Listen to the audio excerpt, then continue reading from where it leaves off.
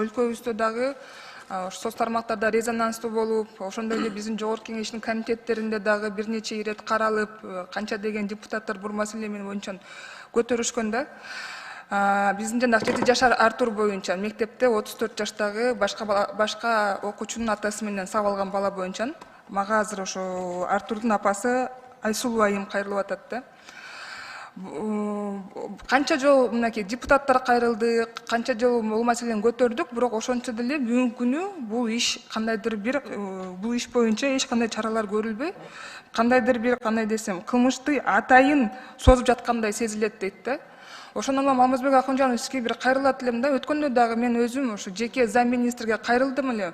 Ушул Айсулуу айымды, ошо окуучунун апасын өзүңүз кабыл алып, эми ушундай бир резонанстуу иш болгондон кийин элге дагы жеткидей кылып, мындай жакшы жыйынтыгын чыгарып берсек деп кайрылганбыз да.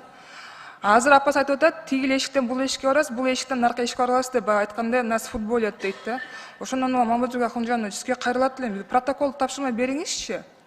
Хотя бы ушул жумушту мындай болгондо дагы мындай резонанстуу болгон жумуштарды этене чейин чыгарып, мындай элге көрсөтүп, элдин ишенимине кириш керек болуп атат да.